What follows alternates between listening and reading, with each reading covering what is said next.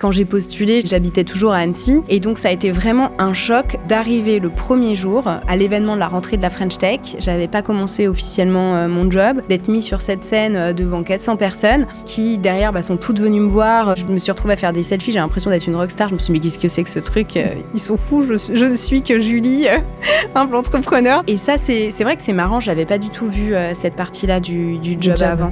Je considère qu'on doit accompagner des entreprises dont l'innovation sert le bien commun. Je pense que c'est ça aussi qui nous différencie, en tout cas en France et en Europe, de ce que je peux voir dans certains pays où l'innovation est très libre. Mais moi, je pense que notre rôle, en tout cas en tant qu'État, c'est de se demander quand même si on fait progresser nos conditions, quoi.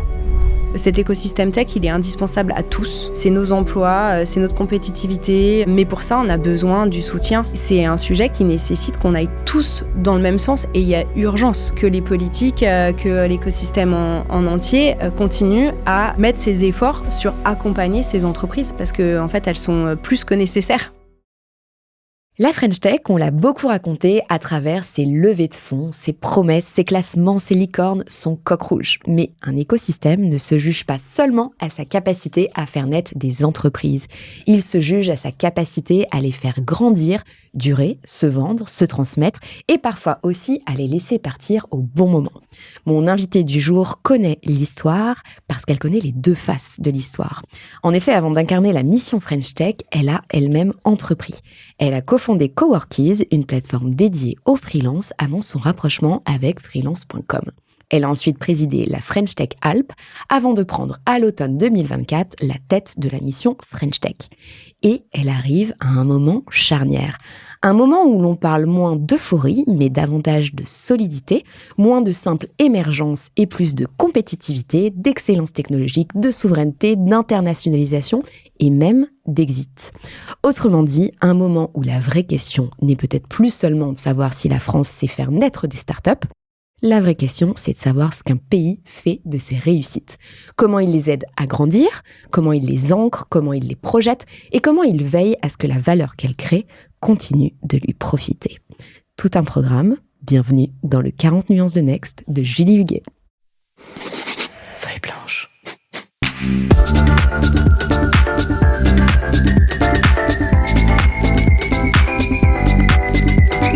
« 40 nuances de Next ». Salut Julie. Salut. Je suis contente de te recevoir à ce micro. Je le disais en introduction, tu es depuis l'automne 2024 la directrice de la mission French Tech. Alors pour nos auditrices et nos auditeurs, je vais résumer rapidement et tu me diras si je n'ai pas fait d'erreur. La mission French Tech, elle a été créée en 2013. C'est l'administration de l'État chargée d'accompagner les startups françaises et de fédérer l'écosystème en France comme à l'international. En 2013, l'enjeu était surtout de faire émerger et rendre visible la scène start-up française. Il y a eu notamment la création des fameux programmes Next 40, qui a d'ailleurs donné son nom, une inspiration à ce podcast, et FT 120, FT 2030 ensuite.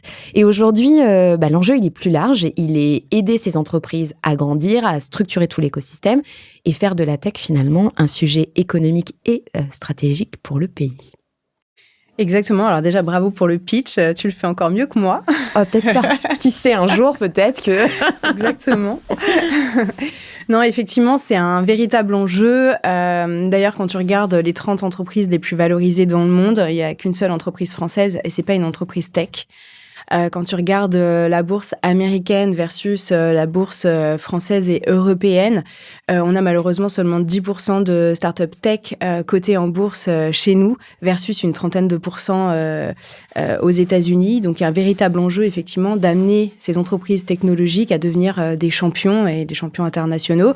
Quand on parle de souveraineté, c'est ça, c'est avoir nos propres champions et ne pas dépendre du coup des solutions qui arrivent en dehors de l'Europe et donc d'avoir une option européenne et on le souhaite française évidemment. On va revenir sur ces enjeux de souveraineté. Moi, ce qui m'intéressait, c'était de savoir qu'est-ce que la transformation de la mission French Tech, finalement, depuis ses débuts, raconte selon toi de ce que la France attend aujourd'hui de ses startups.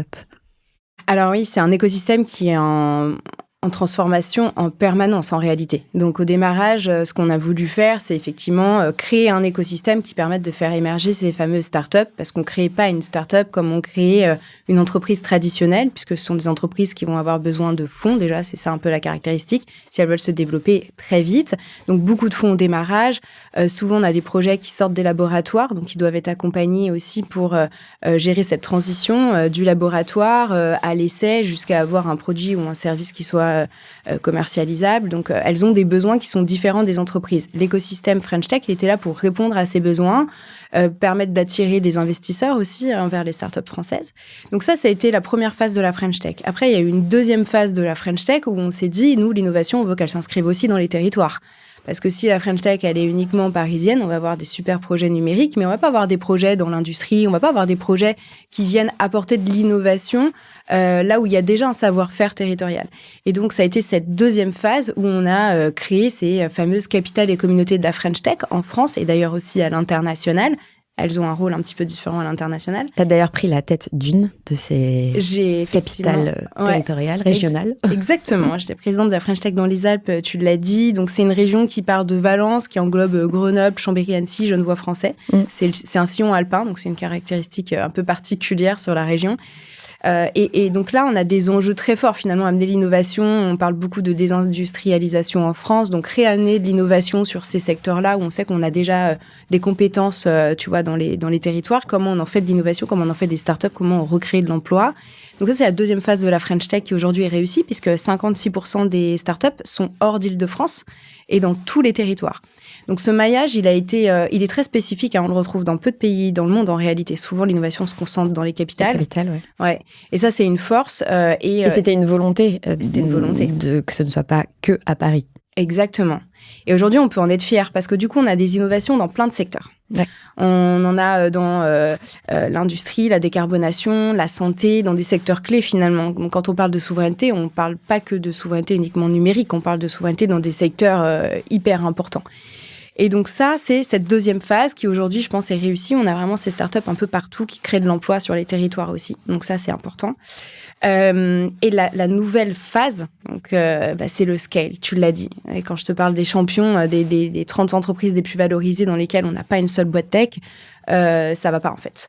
Et c'est un problème européen. Donc on a tous cette volonté de, maintenant qu'on a des champions, vraiment leur faire gagner la course à l'innovation, arrive à faire en sorte qu'elle passe la next step et qu'elle puisse devenir un géant suffisamment gros pour que, on puisse les utiliser, les adopter et finalement que la qualité soit aussi bonne, tu vois, que celle qu'on peut avoir de géants qui disposent de moyens finalement illimités. Alors à ce sujet, je pense que je vais te lancer une première question surprise. Vous avez un message. Julie, toi qui as déjà participé, je crois, au scale d'une boîte de 1 milliard de chiffre d'affaires et qui est au quotidien avec des startups françaises qui sont en train de devenir des champions, quelles sont les clés du succès pour créer des leaders mondiaux depuis la France que tu pourrais nous partager ? As-tu reconnu cette voix ? Oui, merci Gauthier pour la question. Donc Gauthier Cloat de H Company. Donc, un de nos super CEO d'une entreprise en intelligence artificielle française qui a un très gros potentiel, donc un des Next 40-120 qu'on accompagne. La question est très bonne. Je pense qu'on aimerait tous avoir le remède miracle qui crée des champions. Ouais. La secret sauce, comme disent nos amis américains. Je pense j'ai quand même pu observer pas mal de choses au travers des réussites ou des échecs. T'en parlais avec ton podcast aussi sur les échecs. Je pense qu'on n'apprend pas assez des échecs et il y a de très bons apprentissages dedans. Donc voilà, de ce que je peux observer pour moi, il y a plusieurs choses et c'est du coup les axes que j'ai pris et sur lesquels je travaille avec la mission French Tech et j'en ai fait des priorités. Le premier, c'est le business. On est trop lent. L'adoption côté grands comptes, qui sont des marchés très structurants pour nos entreprises, pour leur permettre d'aller très très vite. Les grands comptes, c'est encore 9 mois en moyenne pour signer un grand compte. Enfin, c'est trop lent. Et j'englobe aussi la commande publique. Je pense que voilà, il y a aussi énormément de choses à faire côté commande publique. C'est du business qu'on doit apporter en priorité à nos startups en fait. Ça aussi, c'est un geste de souveraineté. Faire bosser d'abord nos startups. Alors évidemment, il ne faut pas le faire par altruisme, il faut le faire parce qu'on a des super solutions et qu'elles méritent d'être travaillées, mais il faut le faire de manière un petit peu plus rapide et structurée. Donc c'est ce qu'on fait, notamment au travers du programme Je choisis la French Tech, où j'en ai fait vraiment ma prio. On engage des grands comptes, on travaille avec eux pour se déployer au sein des grands comptes, pour changer la culture aussi auprès des acheteurs. Tu vois, je parlais encore il y a 2 semaines à 200 acheteurs du groupe BPCE mobilisés pour vraiment comprendre c'est quoi l'innovation, quel est l'enjeu, ils ont un rôle clé aujourd'hui. Les achats qu'ils font aujourd'hui auprès de nos startups, ça va créer les champions de demain. Donc ça, c'est une priorité que j'ai fait sur le programme. C'est vraiment cette partie business. T'as des exemples justement de réussite de ce programme, en fait, Je choisis la French Tech, entre des boîtes que vous accompagnez à travers différents programmes et des grands comptes qui ont joué le jeu sur ce sujet? Ouais, il y en a plein, il y en a tous les jours. D'ailleurs, on en a fait une newsletter. Génial. Ouais, le Chant du Coq, où on partage vraiment ces expériences parce que tous les jours, on arrive à faire signer des grands comptes. Il y a un exemple qui moi, me plaît, c'est celui de Wondercraft avec Renault. Ouais. Parce que je pense que le rôle des grands comptes, il va au-delà d'être client. Et Renault en est un très bon exemple. Tu vois, ils ont intégré le programme récemment et ils ont décidé de travailler avec Wondercraft de plusieurs manières. D'abord, ils sont intéressés au projet. Donc, Wondercraft, c'est une société qui fait à la base, qui fait des exosquelettes pour permettre aux personnes handicapées d'avoir une rééducation où ils sont debout, où ils peuvent remarcher. Aujourd'hui, ils ont des exosquelettes qui permettent même d'être en autonomie et debout dans la rue, etc. Donc, c'est vraiment formidable. Ils arrivent à refaire marcher des personnes handicapées. Et donc Renault commence à regarder un peu ces exosquelettes en disant tiens, c'est intéressant, pourquoi pas participer à une levée de fonds. Ils étaient en pleine levée de fonds. Et puis là, ils se disent mais en fait, ces technos, elles peuvent permettre de créer des humanoïdes. Faisons le test ensemble. Donc là, ils deviennent design partners, tu vois, pour amener Wondercraft sur finalement ce qui est très attendu, les humanoïdes, parce que dans les usines Renault, par exemple, tu vas aller porter des pneus, c'est très lourd, donc ils n'arrivent pas à trouver des personnes en capacité de le faire, parce que tu te bousilles le dos, clairement, c'est impossible. Néanmoins, il faut quand même porter ces pneus. Donc, comment on gère ce genre de situation aujourd'hui dans les usines? Et là, donc, eux, ils voient un vrai intérêt, ils travaillent, ils deviennent design partner, hop, et en quelques semaines seulement, Wondercraft est en capacité de créer, grâce à leur savoir-faire accumulé des 10 dernières années, des humanoïdes qui fonctionnent et qui fonctionnent même mieux que tous les humanoïdes qu'on voit aujourd'hui sur le marché, tu vois. Et ça, c'est la prise de décision d'une direction générale, d'une direction inno, qui impulse en fait, parce qu'il faut quand même que le projet puisse être impulsé dans le grand groupe, qui est, comme on le disait, un peu plus compliqué à bouger que la start-up et son agilité. Exactement. Bah là, tu vois, c'est parti des CVC, donc des investisseurs, en lien avec les équipes finalement innovation, qui sont mis en lien avec les gérants de tout ce qui va être intelligence artificielle, automatisation des usines, etc. Ils ont créé ce POC et du coup, ils sont devenus clients. Donc derrière, ils ont passé une commande de les premiers 350 humanoïdes créés par Wondercraft. Et donc ça peut être dans ce sens-là comme ça peut être dans un autre. On est d'abord client, on peut devenir investisseur ou on peut dire tiens, on est client, mais regarde, on pourrait faire un autre produit ensemble. Voilà, je pense que les entreprises françaises ont un rôle à jouer, au-delà du fait que pour elles, c'est évidemment un win-win, parce qu'il faut innover. Elles aussi, elles ont une compétition internationale qui est forte, donc il faut se transformer. Le faire avec les startups tout en supportant nos futurs champions, c'est clé. Donc, et elles ont besoin peut-être d'un, entre guillemets, décodeur, en tout cas, parce qu'on ne parle pas toujours le même langage, on n'a pas toujours la même grammaire, on n'a pas le même rapport au temps aussi, on n'a pas les mêmes financements. Quand une start-up, quand un grand groupe peut se permettre d'attendre, de faire un chantier, parce qu'il faut mettre tout le monde d'accord, etc. Ouais. La start-up, elle n'a pas le temps d'attendre. Et je me souviens, à ta place, avoir reçu Jade Francine, qui est une ambassadrice de Je choisis la French Tech, qui est très engagée. Elle nous avait raconté que quand elle pouvait pas rentrer par la porte, elle rentrait par la fenêtre, mais qu'elle n'avait pas le temps d'attendre, en fait, parce qu'il fallait... C'est marrant que tu parles d'elle parce que il y a quelques années, je me rappelle à l'époque de ma start-up, justement, on était accéléré par The Family à l'époque, et je me rappelle que c'est la première qui a publié sur LinkedIn les deals qu'elle signait avec des clients. En fait, à l'époque, on parlait des startups que par les levées de fonds. Ouais. Et c'est elle qui a impulsé, j'ai envie de dire, cette dynamique, tu vois, je le dis quand je signe un contrat, en fait. Parce que à l'époque, et moi, c'était vrai aussi à mon époque, les grands comptes, quand ils signaient avec toi, il y avait une petite ligne qui disait pas de publicité sur le fait qu'on travaille ensemble, quoi. T'avais pas le droit même de mettre leur logo sur ton site web. Donc, c'est une véritable transformation culturelle qui a lieu et sur laquelle nous aussi, on travaille Tu vois, on prend des mesures, on vient pitcher les COMEX, les acheteurs, les dire innovation, mais aussi on rentre dans les métiers pour expliquer ce qu'est l'innovation aujourd'hui, ce qu'elle peut apporter, comment travailler avec des startups, on leur présente des startups. C'est 26 000 mises en relation qui ont été faites dans le programme depuis 1 an et demi. C'est énorme. Par l'ensemble de nos partenaires, c'est énorme. Et sur l'ensemble du territoire, tu vois. Donc, c'est une transformation culturelle, c'est une mise en place aussi, tu disais, qui est le contact ? Typiquement, dans les grands comptes engagés, en fait, ils s'engagent aussi à mettre en place un contact unique pour les startups, pour pouvoir répondre, pour pouvoir les découvrir. C'est hyper important parce qu'un grand compte qui signe, c'est quoi ? C'est des milliers de collaborateurs, tu t'adresses à qui ? Ouais. Tu vois ?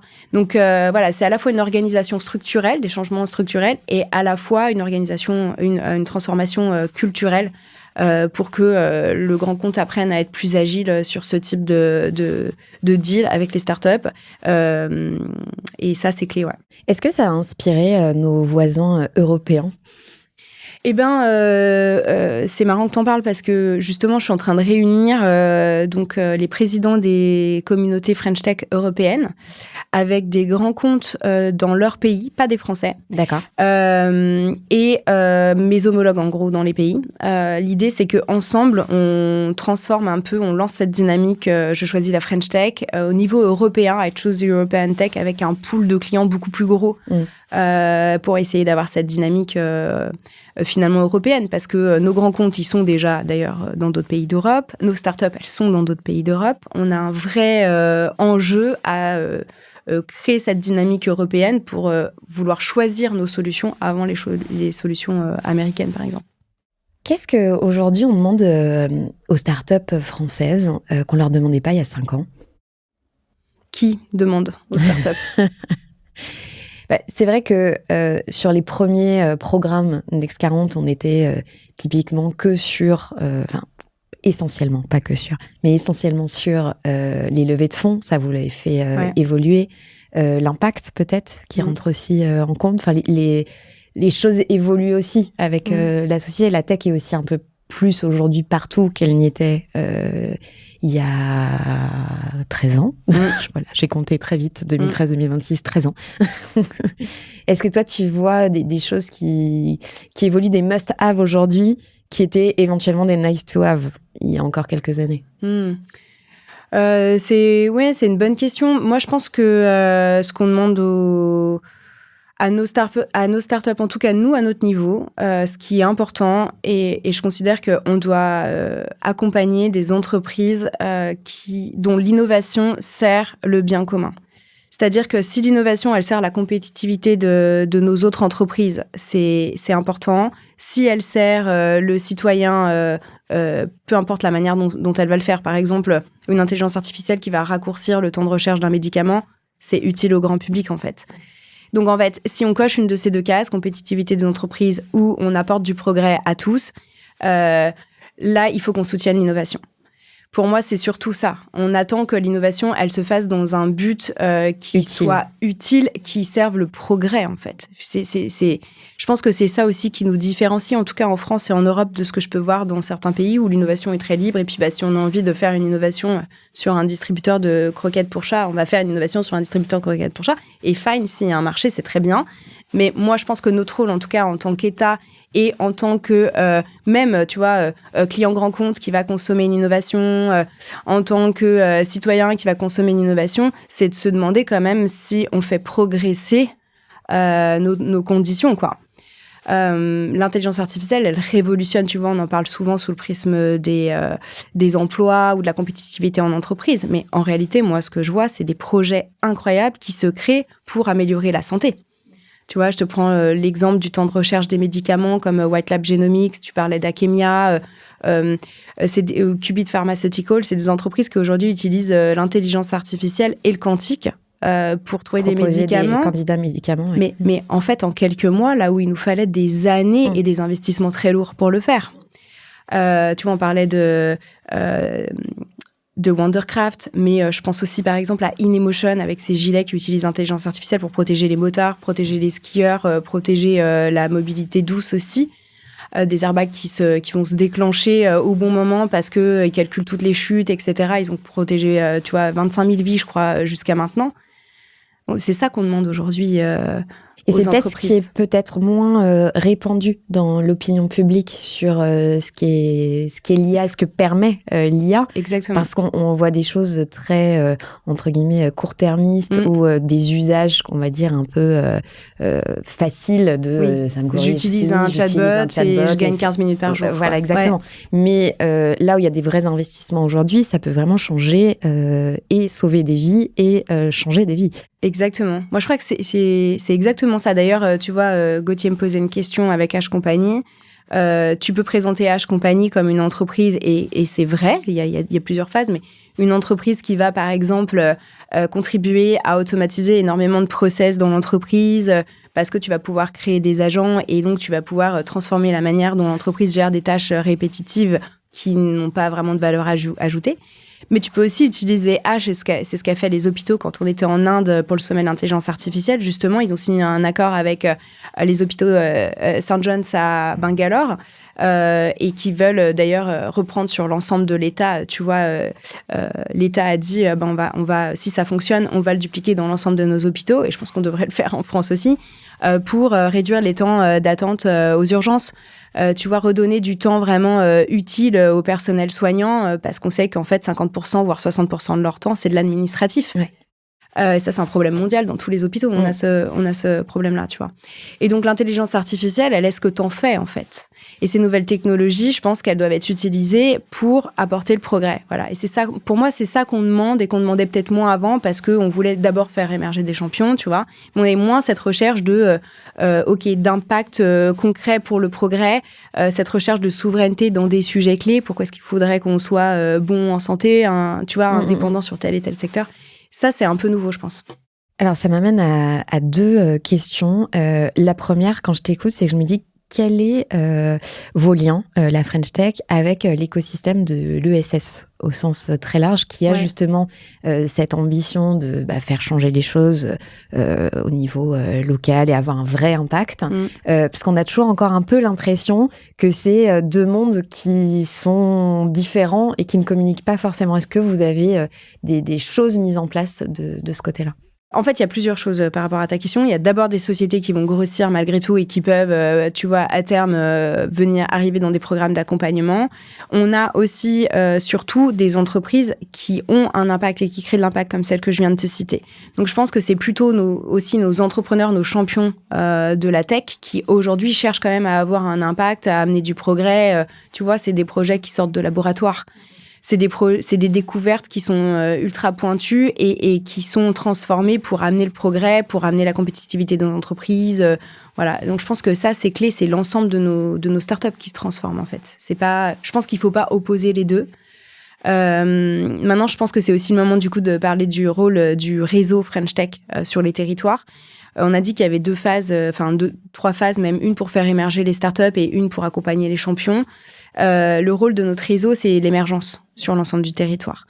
Donc, peu importe le projet, que ce soit un projet solidaire, que ce soit un projet qui permette la compétitivité des entreprises, quelque chose de très pointu en économie, etc., l'émergence, elle est accompagnée par notre réseau sur les territoires.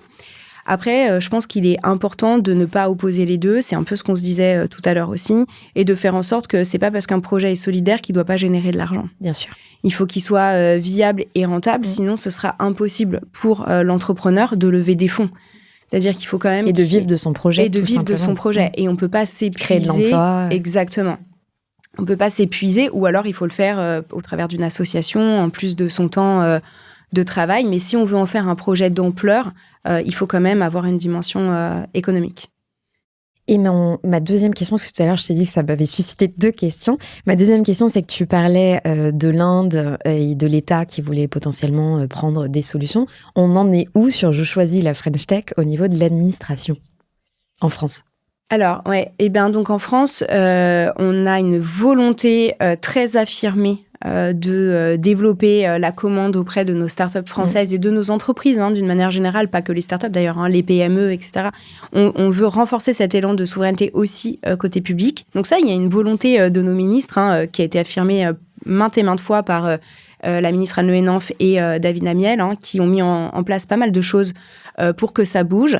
Nous, à notre niveau, côté French Tech, on est en train de déployer un réseau de 200 ambassadeurs au sein des ministères et des administrations publiques qui vont être des ambassadeurs du programme pour justement travailler sur cette transformation culturelle, s'assurer être les référents, s'assurer que... Être aussi le point de contact dont on parlait tout à l'heure. Exactement. Ce point de contact, que le lien se font bien, c'est la porte d'entrée. On a aussi, l'année dernière, lancé une formation.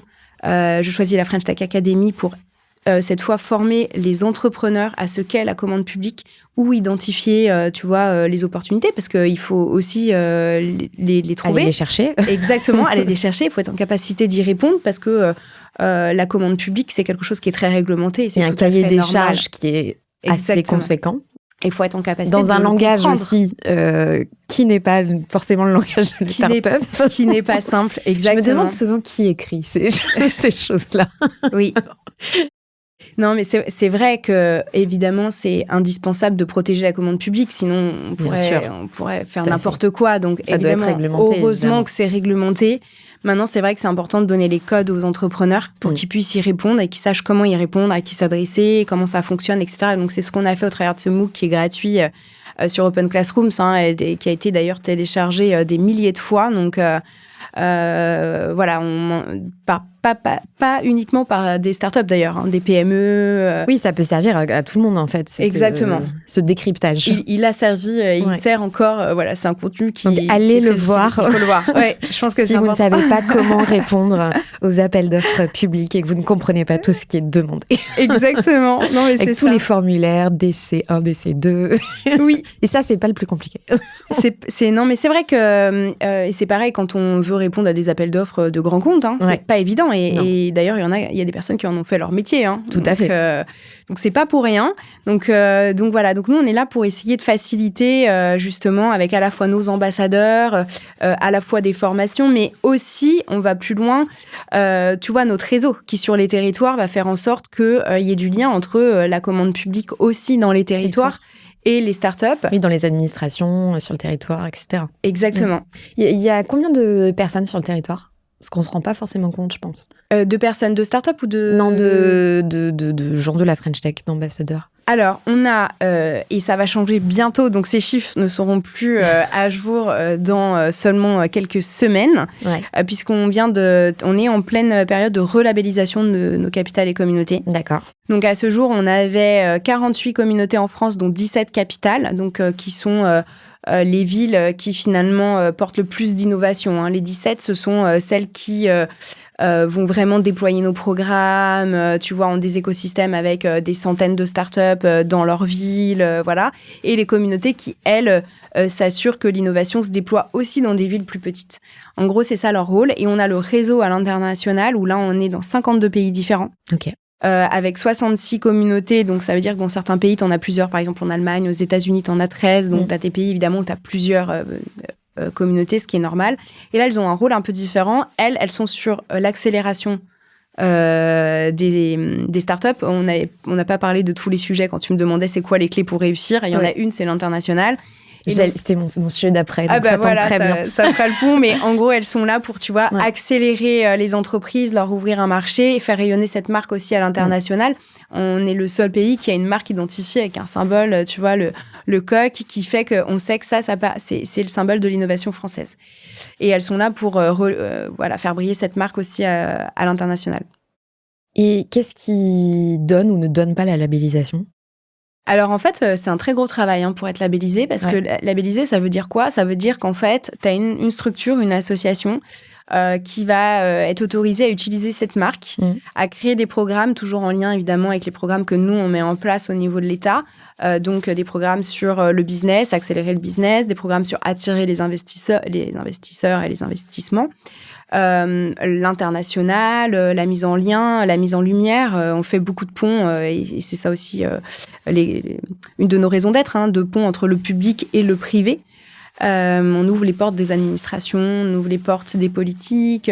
Donc on a aussi ce rôle-là. Donc les associations qui sont labellisées, elles vont avoir le droit d'avoir des actions qui vont dans ce sens, d'utiliser la marque pour le faire.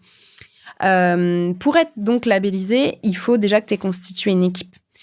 c'est là où c'est important et ça répond à ta question. En tout, c'est 1400 bénévoles qui travaillent dans le réseau French Tech en France et à l'international. Donc, c'est énorme. Ce sont tous des entrepreneurs. Mais dans les boards, on n'a pas uniquement que des entrepreneurs, viennent se greffer, et c'est là où ça devient très intéressant, des personnes dans les grands comptes qui veulent faire plus de liens entre les entreprises et les startups. Et on va avoir notamment à l'international, des personnes qui font partie de ce qu'on appelle les Team France. Donc, tu vas avoir des personnes qui sont des conseillers du commerce extérieur, par exemple. Tu vas avoir des entrepreneurs. Tu vas avoir des membres de Business France ou des services économiques à l'étranger qui vont pouvoir faciliter les liens, tu vois, entre les startups qui veulent s'implanter et le réseau diplomatique à l'international. Voilà, donc en fait, c'est des équipes qui sont vraiment composées pour accélérer les startups à tous les niveaux, quoi. Le business, les fonds, t'as des investisseurs. Et qui ont le label pour un nombre d'années défini. Le label, il est attribué pour 3 ans. D'accord. Et ils doivent déposer, donc ils ont leur équipe et ils doivent déposer évidemment un plan d'action sur 3 ans.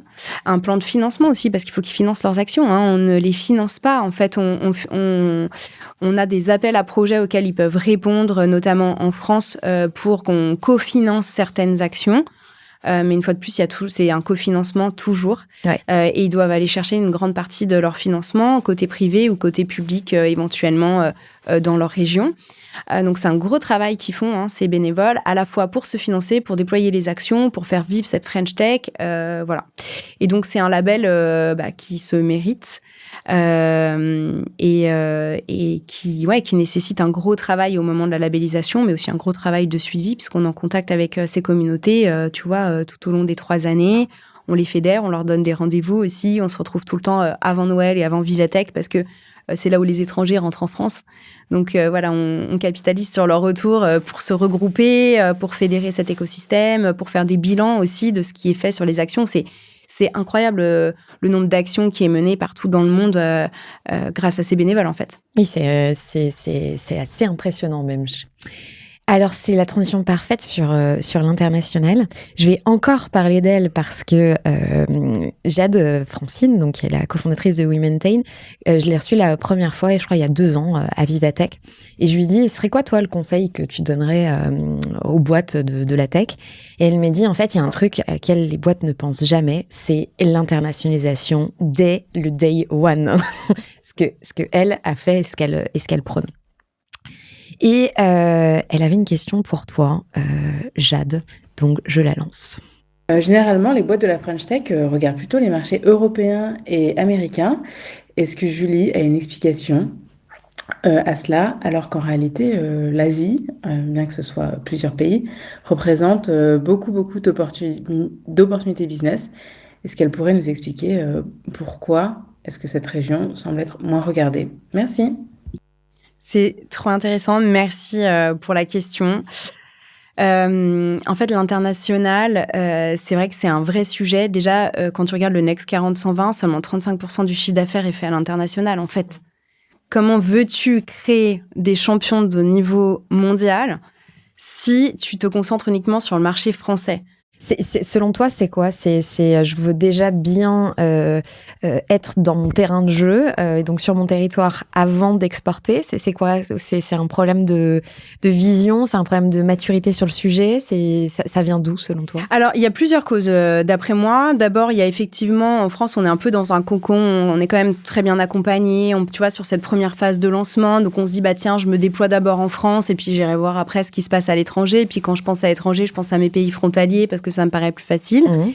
Il y a aussi le fait que dans les investisseurs, on a des investisseurs qui eux-mêmes sont implantés en Europe ou aux États-Unis. En fait, la majorité des VC qu'on voit chez nous, ça reste quand même des Américains ou des Européens.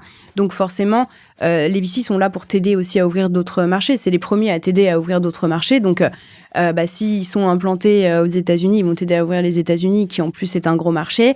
Et s'ils sont implantés en Allemagne ou en Europe, ils vont t'aider à ouvrir l'Allemagne et l'Europe. Et en plus, by the way, c'est à côté et on a envie que l'Europe fonctionne. Donc, on a envie d'aller s'ouvrir en Europe. Mais la réalité des faits, c'est quoi ? C'est que l'Europe reste un marché qui est encore très fragmenté, avec des cultures, des langues et des lois différentes. Donc, en fait, quand tu mets de l'énergie à ouvrir l'Allemagne, tu en mets presque peut-être autant avec autant d'argent que si tu allais ouvrir les États-Unis ou le Canada.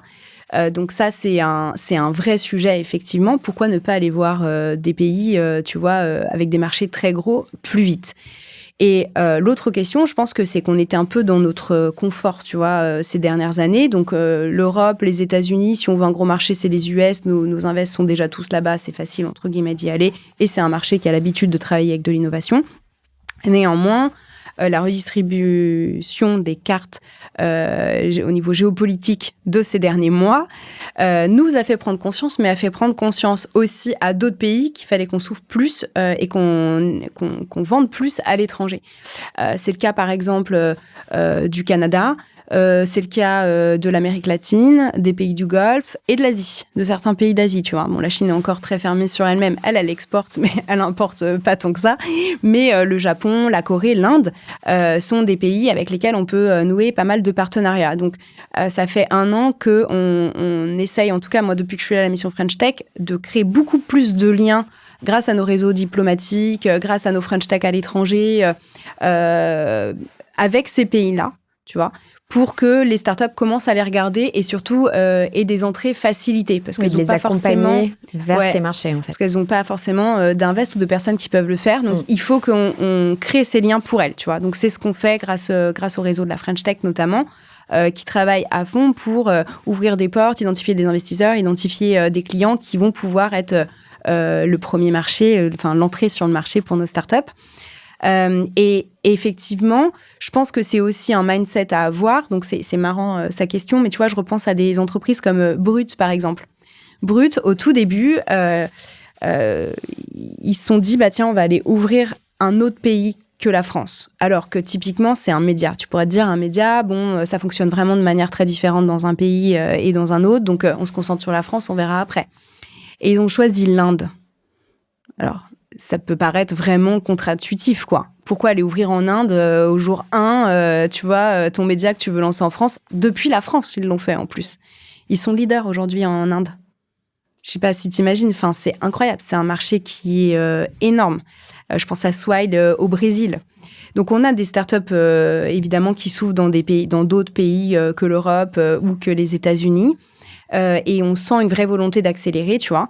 Mais je pense que c'est une des clés de succès dont on n'a pas parlé au tout début. Mais pour moi, l'international et surtout les alliances avec ces grands pays qui sont aussi des très grandes puissances et qui ont envie de renforcer leurs liens avec l'Europe, pour moi, c'est une des clés de succès de notre nouvelle génération de startups là pour accélérer. Et est-ce que vous faites des retours d'expérience justement de vos startups qui se sont implantées en Inde, au Brésil, en Chine, ailleurs, pour inciter les autres finalement à donner...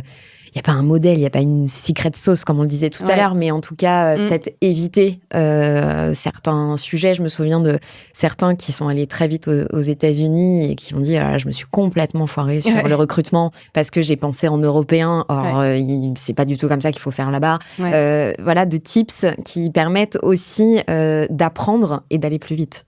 Ouais, exactement. Donc, évidemment, on le fait, tu vois, pour donner un exemple de la manière dont on a préparé le voyage en Inde ou le voyage au Japon et en Corée auquel on a participé là, les 2 derniers mois. On a travaillé en amont, par exemple.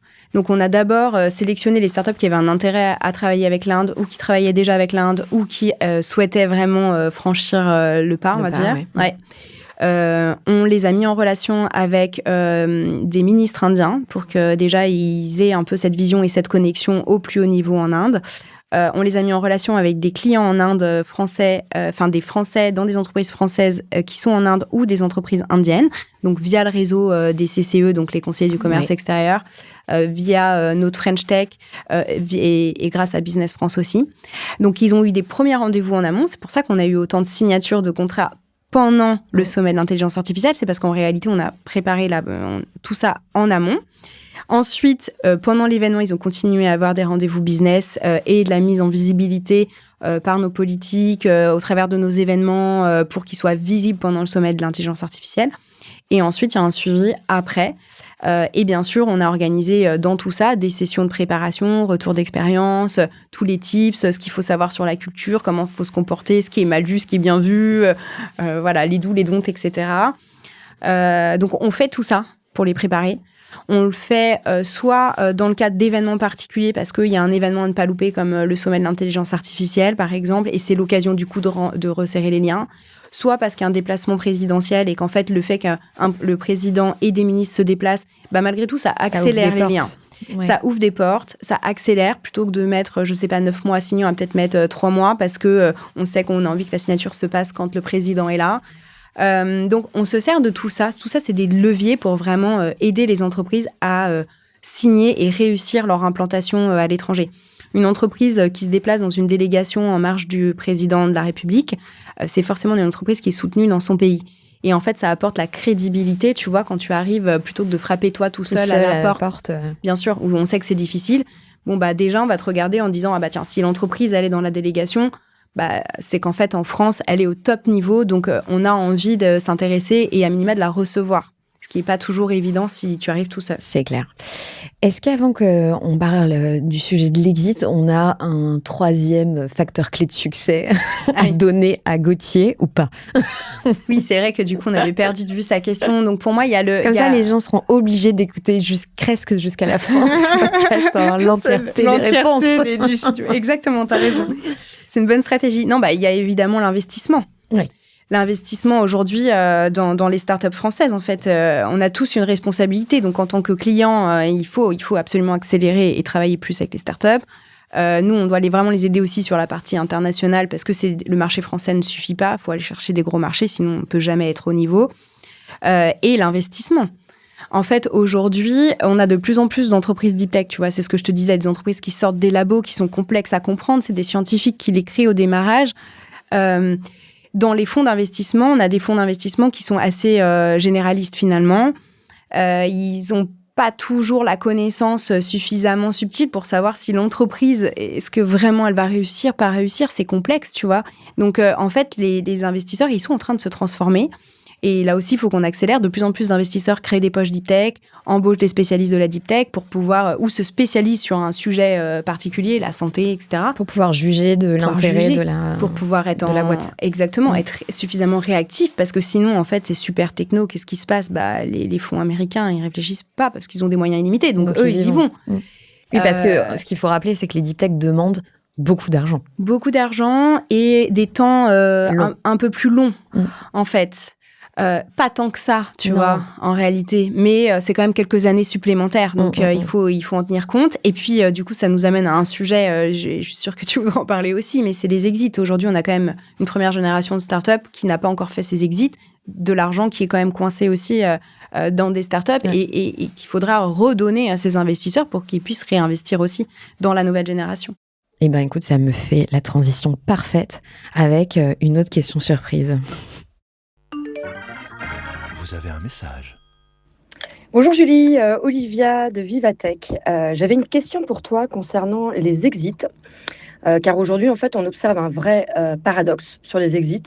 C'est-à-dire que les exits s'accélèrent aux US, en Asie, dans pas mal de pays européens, alors que la France connaît un véritable ralentissement. Donc c'est un vrai problème, puisque les exits, c'est le moteur silencieux de notre écosystème. Sans exit, on ne rend pas l'argent aux LPs. Les VC, ensuite, ont des difficultés pour relever.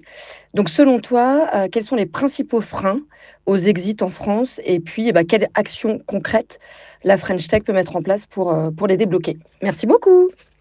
Sacrée question d'Olivia Ouais, j'adore. Olivia Hervy qui gère tout l'écosystème startup. Ouais.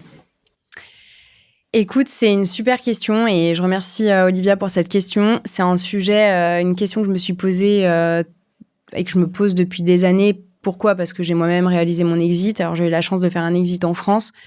Mais en réalité, il y a plein de raisons. Tu es la première génération de la French Tech avec, tu sais, ces entreprises numériques qui ont été très valorisées très vite par des grosses levées de fonds où il y a eu un espèce d'engouement des acheteurs potentiels français et européens, souvent des grands comptes, des grandes entreprises qui ont voulu racheter sans être préparés avec deux cultures qui travaillaient même pas ensemble. C'est-à-dire qu'on avait des grands comptes qui rachetaient des startups, mais ils étaient même pas clients de ces startups. Enfin, tu vois, on était vraiment un décalage qu'on voit moins, heureusement, aujourd'hui. Chacun dans son couloir de neige. Complètement. Et avec et ils le disent eux-mêmes, ces rachats où on veut intégrer trop tôt. Tu vois, donc en fait, t'intègres une petite pépite tech qui est très agile, qui est pas du tout encore structurée, d'ailleurs pas structurée pour travailler avec des grands comptes parce qu'elle le faisait pas encore à l'époque, tu vois. Et bah, c'est un échec, en fait. Donc, il y a eu une vague d'échecs. Il y a une vague de rachats très valorisés d'entreprises qui finalement ont coulé, ont laissé un mauvais souvenir à tout le monde. Et donc là, les premiers finalement qui s'étaient lancés pour acheter ont quasiment arrêté d'acheter. Donc, t'en as 2-3 qui ont continué, qui ont réussi parce que souvent, justement, ils n'intégraient pas. Je pense à des Schneider qui rachètent des entreprises depuis des années, ça se passe très bien. Et d'autres, heureusement, mais malgré tout, ça a laissé des traces. Après, il y a aussi un sujet culturel. Je pense qu'en France, on parle pas du tout, tu vois, t'as jamais cette stratégie de revente. En fait, parler à ton board d'investisseurs tiens, ma stratégie, c'est peut-être de revendre dans quelques années. Enfin, on sait tous qu'à un moment donné, il y aura un exit. Mais en même temps, ça donne l'image de tiens, elle a peut-être pas envie de se battre jusqu'au bout. Ou est-ce qu'elle va l'amener suffisamment loin pour que l'entreprise soit vraiment au niveau, etc. Enfin, en fait, il y a plein de choses. Et c'est exactement le même sujet que la relation grand compte start-up où tu as un mix de freins culturels et structurels. Bah là, c'est exactement la même chose. Et donc, plus tu creuses, plus tu interviews des gens qui ont fait des rachats, plus tu interviews des gens qui ont revendu leur entreprise, plus tu te rends compte qu'il y a des subtilités qui font qu'aujourd'hui, c'est devenu carrément un tabou. Donc, l'état des rachats en France et en Europe, c'est 0. Hein. Enfin, là, je vais pas mâcher mes mots. Il n'y a pas de rachat français-européen. Tu parles à des boîtes de M&A, elles vont te dire, bah non, on essaye de trouver des acheteurs européens, on n'y arrive pas. Donc, aujourd'hui, il faut vraiment qu'on accélère sur ce sujet, mais il faut le prendre de manière écosystémique. Enfin, il faut une réponse de l'écosystème. Ça veut dire quoi ? Ça veut dire que déjà, et c'est donc pour répondre aussi à la question d'Olivia, comment la mission French Tech peut aider à ça ? Déjà, on vient de lancer une grande étude. Donc, ça fait plusieurs mois qu'on a une étude en ligne et qu'on mène, nous, des interviews. Donc, ça va être un énorme travail de fond. Ça n'a jamais été réalisé pour justement essayer d'avoir des chiffres, mais aussi des infos sur quels sont ces freins culturels. Quels sont ces freins culturels en amont, pendant et après la vente ? Qu'est-ce qui fait que ça marche quand ça marche ? Qu'est-ce qui fait qu'on s'est planté et que ça a été un échec ? C'est quoi un rachat réussi aussi, tu vois ? À quel moment tu dis que c'est réussi versus on s'est planté ? C'est pas qu'une histoire de financement non plus. Il y a des emplois, tu vois, à la clé. Et donc, tout ça, on est en train de mener cette étude pour remettre ces datas entre les mains de l'écosystème. Et derrière, l'objectif, c'est évidemment d'aller chercher une réponse de l'écosystème de la même manière qu'on gère nos programmes Je choisis la French Tech. Tu vois, aujourd'hui, sur Je choisis la French Tech, les relations entre grands comptes et startups, elles ont été multipliées par 10 en 4 ans. Donc, il faut qu'on aille chercher ça pour les exits. Mais évidemment, ça ne va pas se faire tout seul, nous, avec nos petits bras.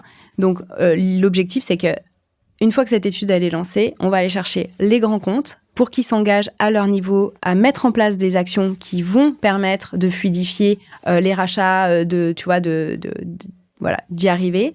On va regarder s'il y a des formations à faire aussi pour les entrepreneurs. Hein. En fait, souvent, on constate, tu vois, dans les premières interviews que j'ai pu mener, c'est que l'entrepreneur te dit, bah moi finalement, comme c'était tabou, j'en parlais pas. C'était pas vraiment ma stratégie. Et un jour, j'ai eu une occasion. Et en fait, c'est ça qui a fait que, tu vois.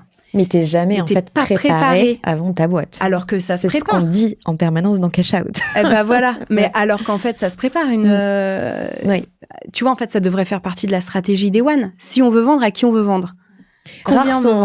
Alors sur Cash Out, on doit être à on est à plus de 100 épisodes parce qu'on a tourné la 100e en septembre l'année dernière, donc on doit être à 120-130 épisodes.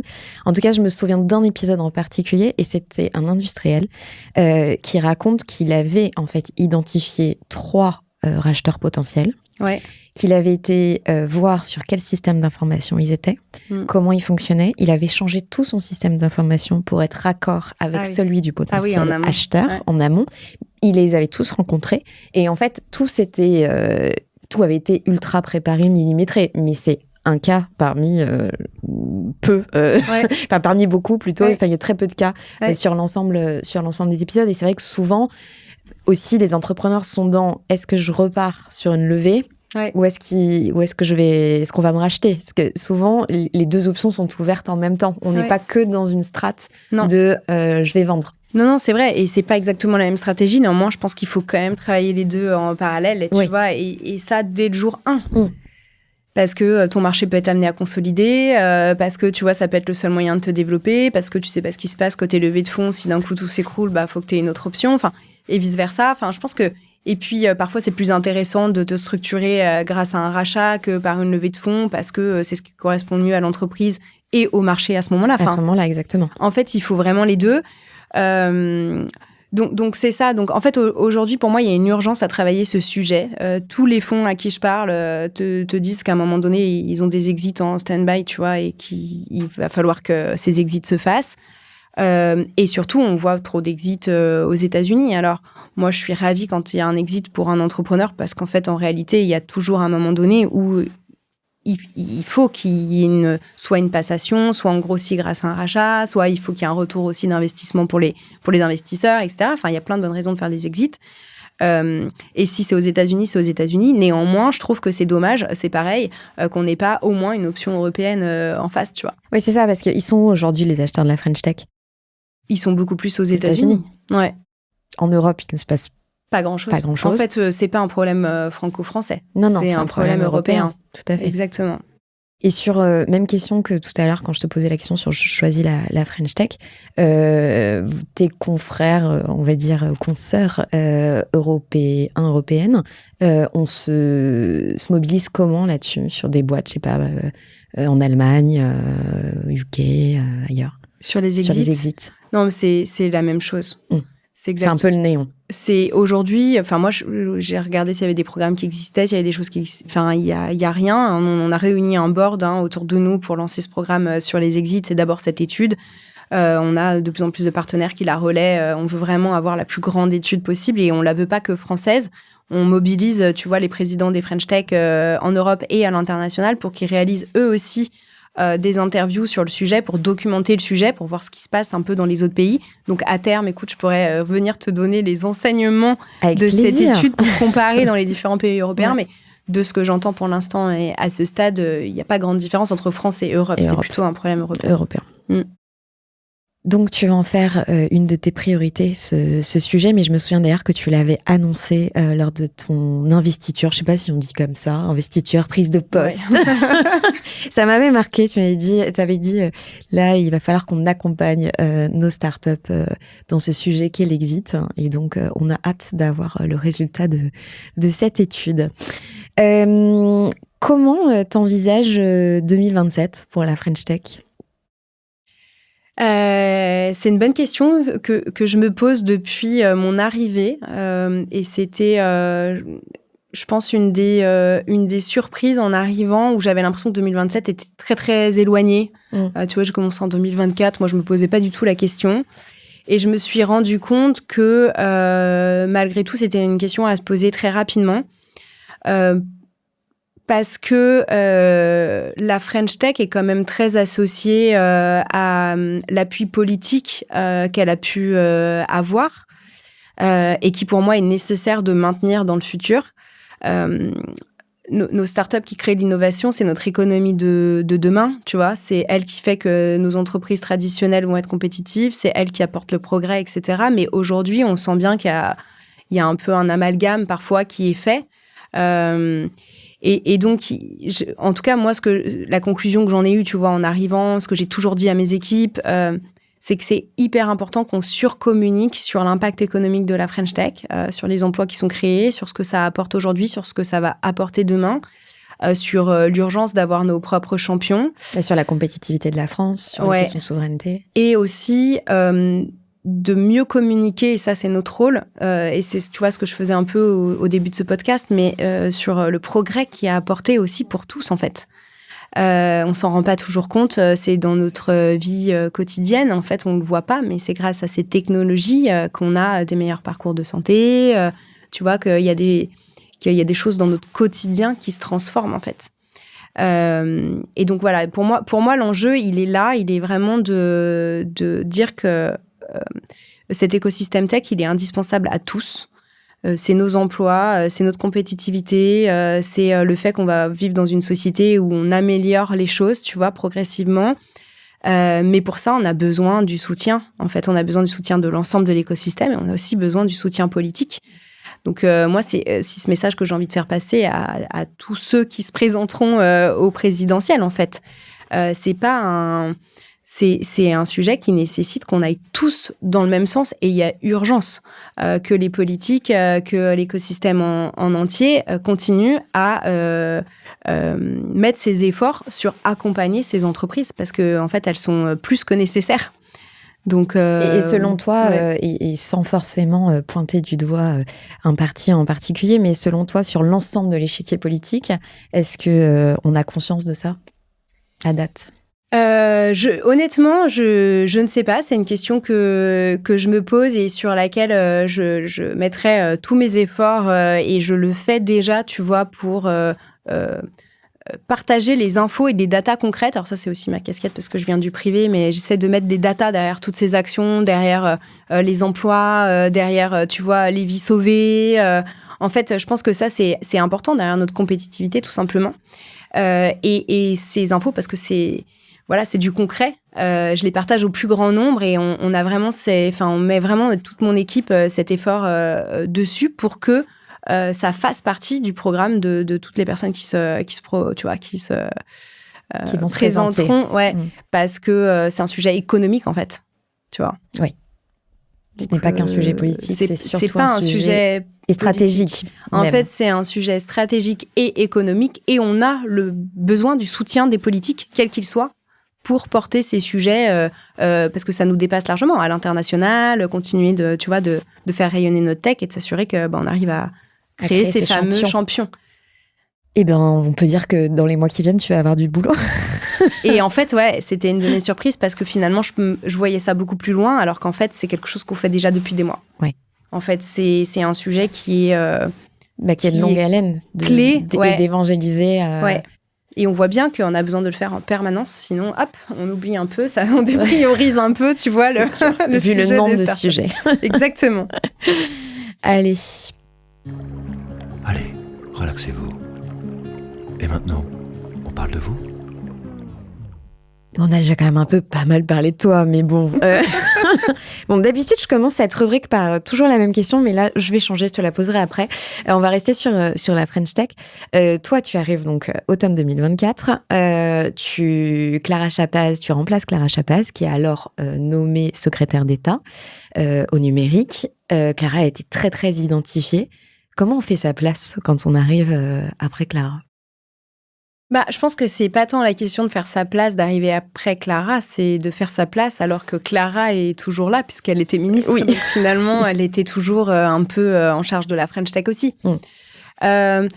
Moi, je fais partie de ceux qui pensent qu'on n'est jamais assez pour défendre la French Tech, tu vois. Si je dois rejoindre le sujet d'avant sur 2027, en fait, on passe notre temps à devoir faire de l'influence. Je sous-estimais d'ailleurs un peu ça avant, mais pour que ces sujets ils restent prioritaires, pour qu'ils soient portés, pour qu'ils soient visibles, pour que il continue à y avoir tous les soutiens, à la fois de l'écosystème, à la fois des politiques, autour de cet enjeu qui, pour moi, est majeur.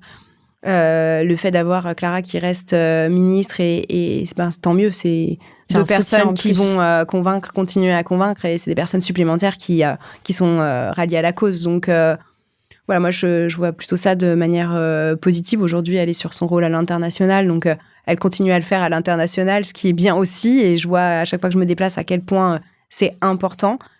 Donc voilà comment j'ai fait ma place. Alors ça a été petit à petit, j'ai envie de dire. En plus, j'avais aussi le fait que je venais d'Annecy, tu vois. Je suis pas parisienne, j'étais pas du tout dans l'écosystème parisien. J'avais un ancrage plutôt territorial. J'ai fondé ma boîte depuis Annecy et depuis la Suisse, tu vois. J'avais une entreprise qui était dans les deux pays, un siège en France, mais une succursale à Genève aussi. Donc mon écosystème n'était pas forcément ici, mais je pense que c'est bien aussi justement pour apporter une vision qui est un peu différente. Puis moi j'ai une casquette, je suis quand même aussi différente de Clara, tu vois, j'apporte quelque chose de différent, je suis entrepreneur, je suis passée par la création, la levée de fonds, la revente.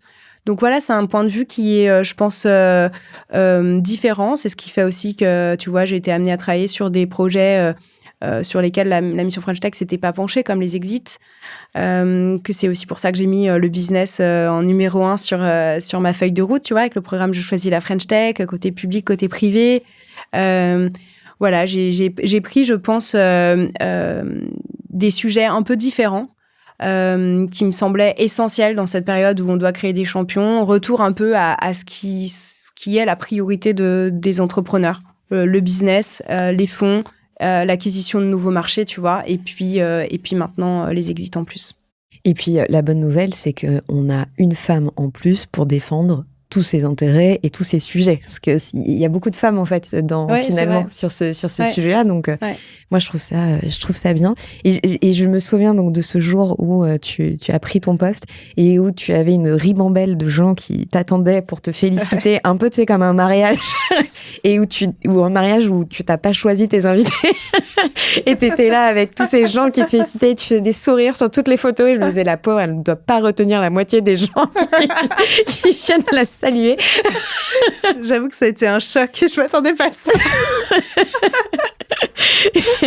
Et je me suis dit, waouh, demain, elle va devoir reprendre des petites notes pour qui était qui. Mais c'est vrai que ça n'en finissait pas. Non, ça a été 2 heures, c'est vrai, de rencontres. Je suis pas sûre que tu aies eu le temps de boire un verre d'eau. Non, alors non, mais j'ai quelques personnes très sympathiques qui m'ont vue en détresse et m'ont amené un verre d'eau. J'avoue, d'ailleurs, dont Sam, qui est directeur général de la French Tech à Lille. Je me rappelle qu'il m'avait amené un verre d'eau et un truc à grignoter. Se remettre de ses émotions. Pendant que je parlais, que je ne pouvais pas du tout accéder au bar. Oui, tu t'attendais pas à ça.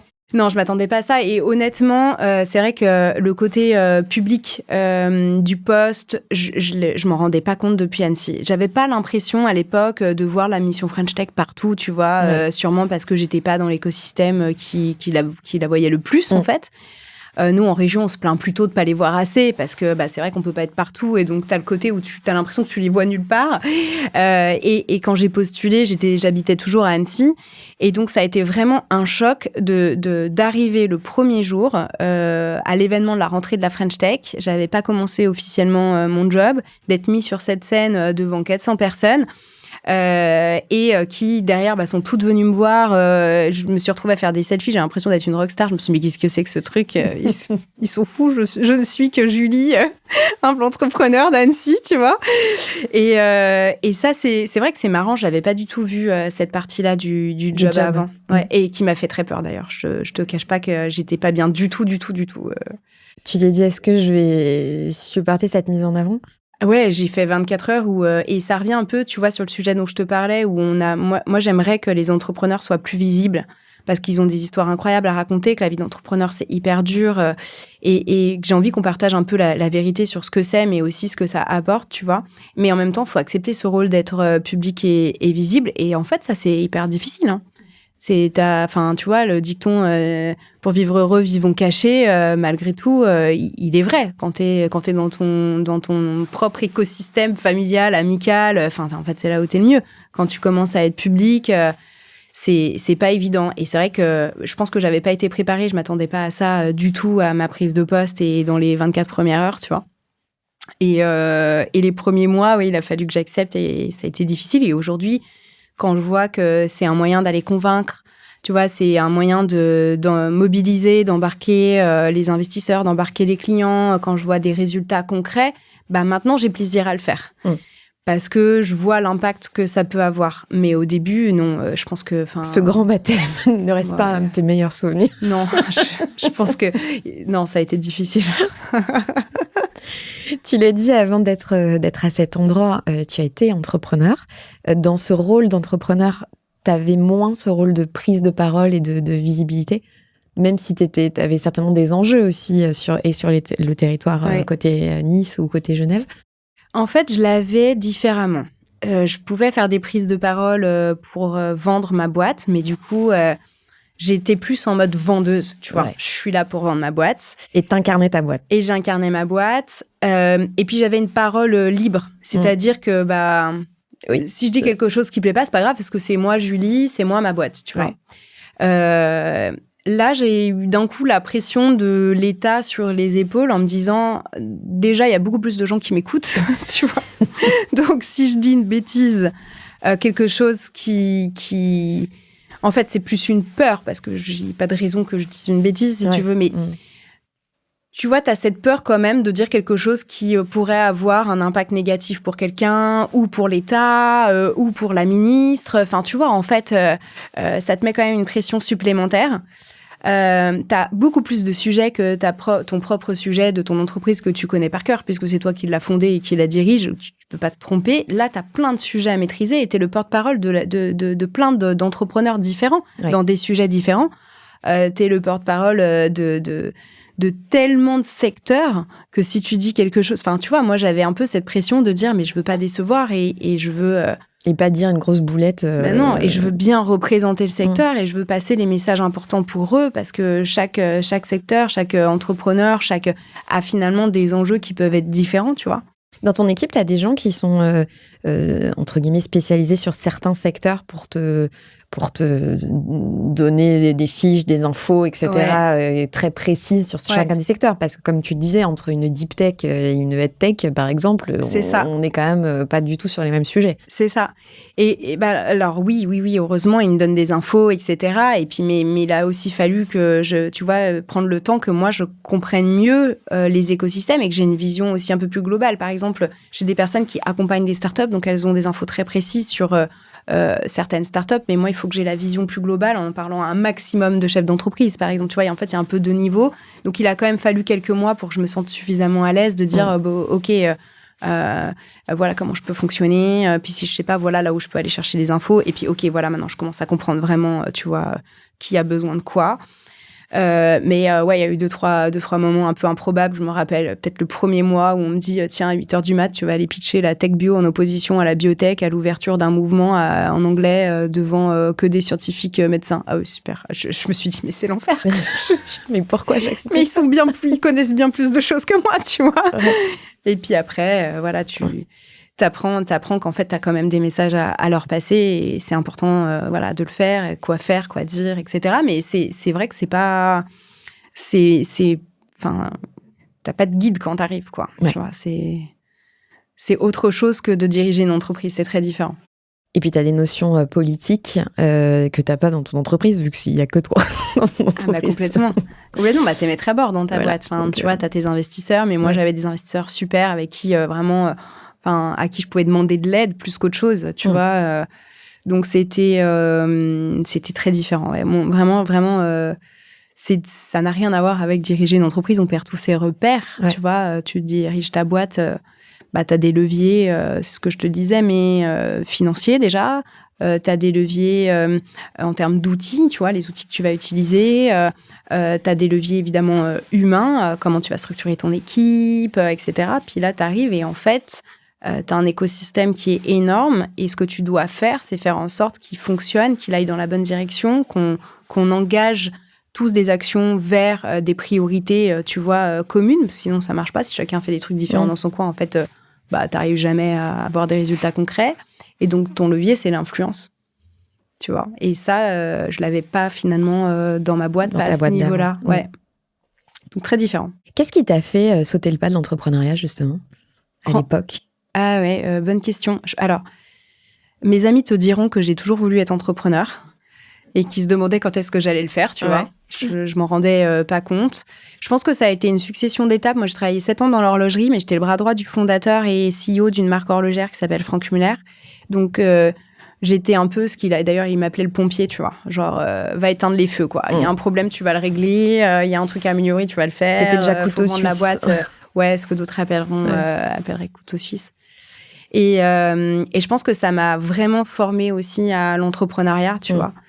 Et quand tu es en capacité de mettre les mains dans absolument tout, la production horlogère, la vente, le marketing, tu vois, c'est des sujets qui sont tous très différents. Et du coup, il y a un moment donné où je me suis dit, et ça a été un déclic alors peut-être très féminin, mais je suis tombée enceinte et j'ai eu une grosse coupure. Tu vois, ça faisait 7 ans que je travaillais comme bras droit du CEO. Et à ce moment-là, je me retrouve arrêtée 7 mois parce qu'en Suisse, je travaillais en Suisse, c'était 6 mois de congé maternité. Okay. Et le mois d'été où la manufacture est fermée, parce que c'est convention horlogère, c'est comme ça, le mois d'août est toujours fermé. Donc 7 mois off, tu vois.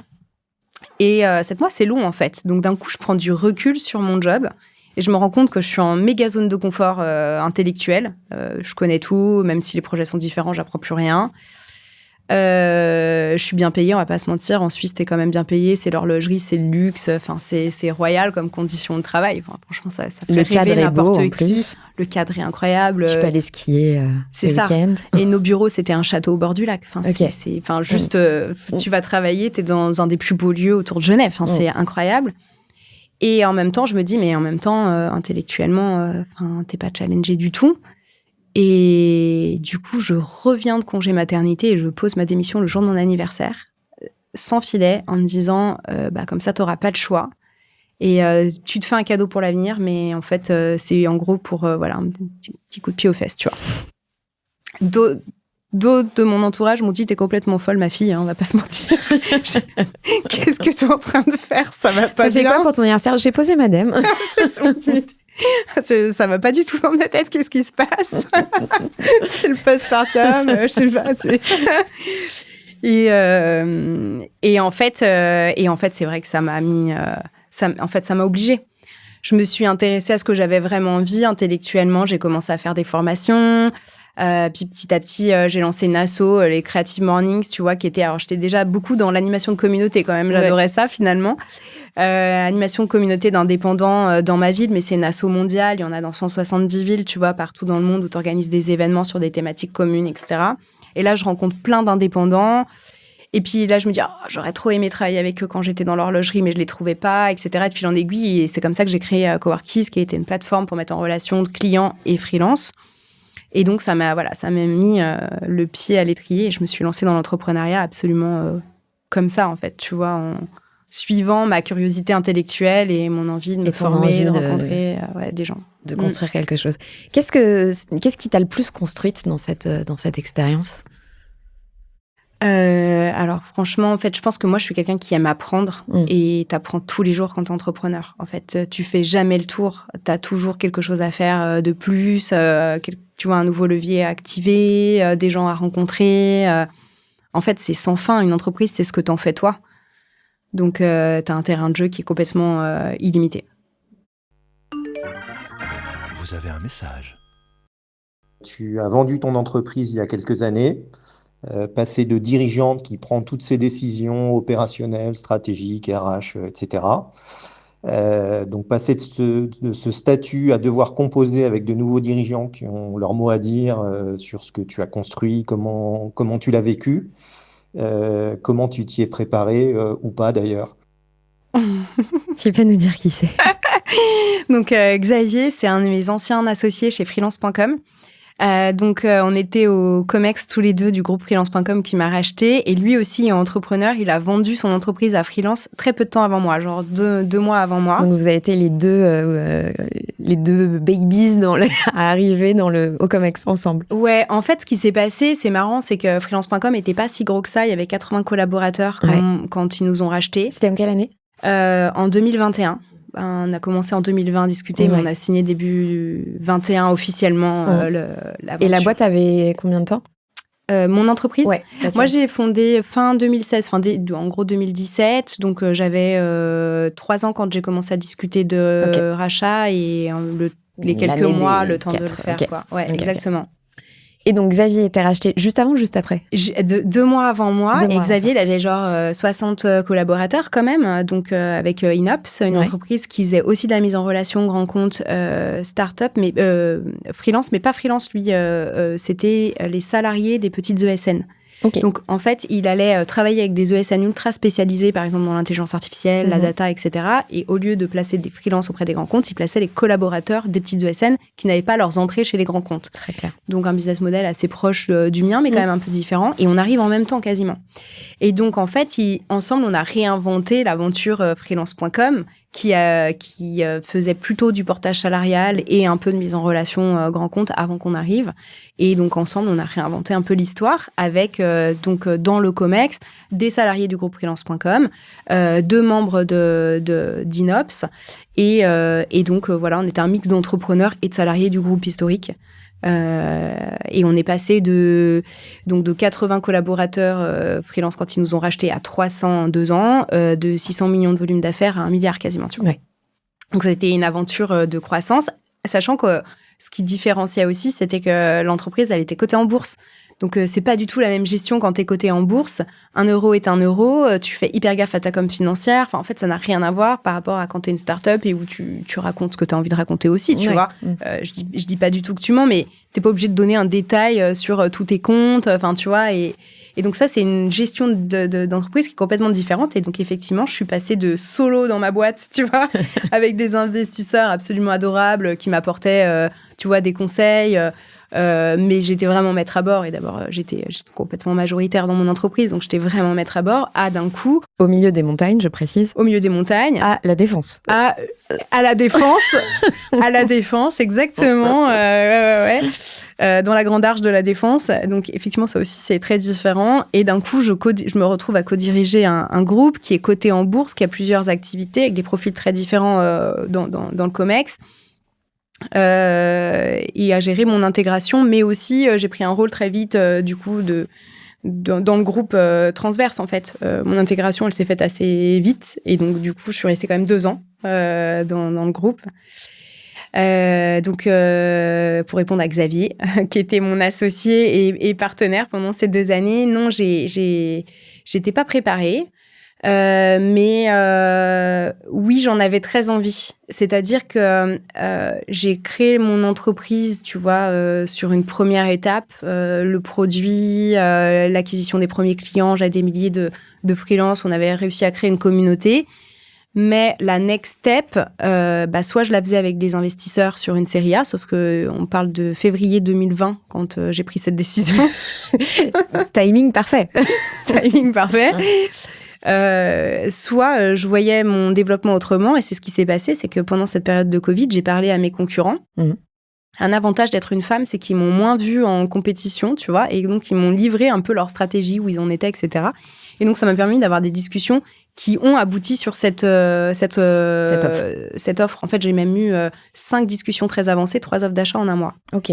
Donc, et toutes hyper intéressantes, dont celle-ci avec freelance.com. Et donc, j'en avais très envie parce que je voyais bien qu'ensemble, en fait, 1 + 1 faisait 10 et pas 1 + 1 fait 2 ou -1, tu vois.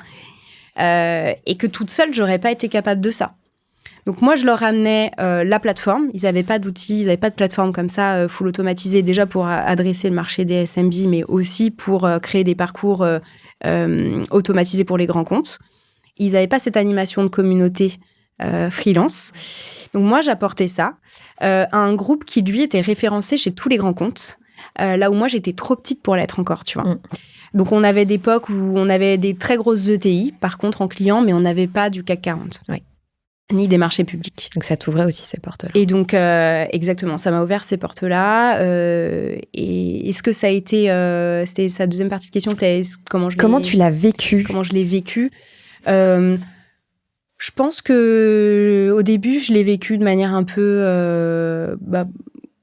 tu sais, tu cherches tes repères, quoi. Tu cherches quels sont les objectifs. Observatrice. Ouais, c'est ça. Quels sont les objectifs de chacun, où est-ce qu'ils veulent aller, comment tu peux te positionner, quelle valeur ajoutée tu peux avoir. Mais je l'ai bien vécu, honnêtement. J'ai pas trouvé ça difficile. J'ai trouvé ça super intéressant.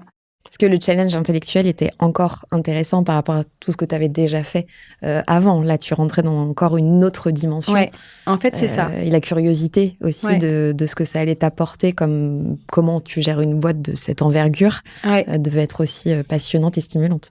J'avais plein de choses à apprendre. Tu vois, j'avais plein de choses à apprendre et j'avais aussi plein de choses à apporter. Donc, je trouve que ça s'est fait de manière assez naturelle. C'était hyper intéressant et surtout on a eu des belles réussites pendant 2 ans, donc on était dans une dynamique ultra positive. Ça a été très enrichissant et je suis contente d'entendre la voix de Xavier, mais la réalité c'est que tu vois, avec le COMEX, on se voit encore régulièrement. On s'est fait une soirée encore cet hiver tous ensemble avec un brin de nostalgie, tu vois. Vraiment, c'était 2 années hyper enrichissantes d'un point de vue intellectuel, mais aussi humain, où j'ai adoré cette aventure de me retrouver en COMEX et de ne pas porter tout seul, parce que tu as des avantages à décider, mais tu as aussi une lourdeur quand tu es seul à te dire qu'en fait, c'est toi qui prends toutes les décisions tout le temps, tu vois. Et des fois, de pouvoir les prendre en commun, de pouvoir challenger, de pouvoir enrichir aussi ta réflexion plus vite que quand tu es tout seul. Ça c'est quand même incroyable. Enfin, tu vois, demain je remonte une boîte, j'ai envie tout de suite d'être plus vite entourée que ce que je l'ai été avec mon entreprise. Dans ta première aventure. Mais c'était une la première aventure c'est aussi. normal. Oui, il faut te faire ton réseau aussi, mais tu vois, c'est un côté quand même formidable d'être plusieurs, quoi. Vous avez un message. Bonjour Julie, c'est Cosimo Prété. Très heureux que tu aies accepté d'intervenir aujourd'hui dans 40 nuances de Next, aux côtés de Solène, que je remercie chaleureusement. C'est une belle occasion de te découvrir autrement, au-delà de ton rôle et ton action à la tête de la mission French Tech. C'est Julie, on te connaît à travers ton engagement, ton parcours, mais si tu acceptes de te livrer un peu, quelle est cette part de toi, peut-être plus intime, plus discrète, que peu de gens voient, et qui pourtant te définit profondément? Sacrée question que Sacrée de Cosimo. Quelle curiosité. Ouais, sacrée question, très personnelle. Et c'est vrai que j'ai toujours du mal à me livrer sur des choses un peu personnelles.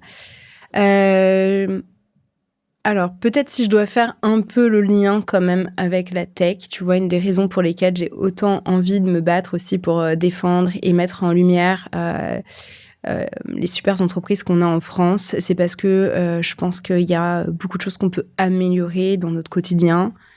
Et un peu de mon perso, c'est que voilà, dans ma vie personnelle, j'ai rencontré pas mal de challenges quand même très difficiles.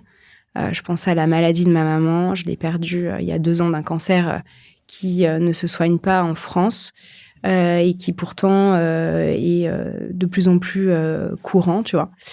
Et voilà, donc sans parler de choses trop tristes, peut-être dire que voilà, je suis quelqu'un qui a vécu pas mal de choses dans l'entrepreneuriat, mais aussi à titre perso, tu vois, et que je fais partie peut-être de celles qui en font une grande motivation pour essayer de changer, de bouger les lignes, et notamment dans le domaine de la santé. Je pense que, tu vois, notre tech, elle a énormément de choses à apporter. Et voilà, j'en ai fait un peu un combat aussi personnel. C'est pour ça que je parle pas mal des boîtes de la santé aussi, de plus en plus, tu vois, que j'essaye de leur apporter des réponses.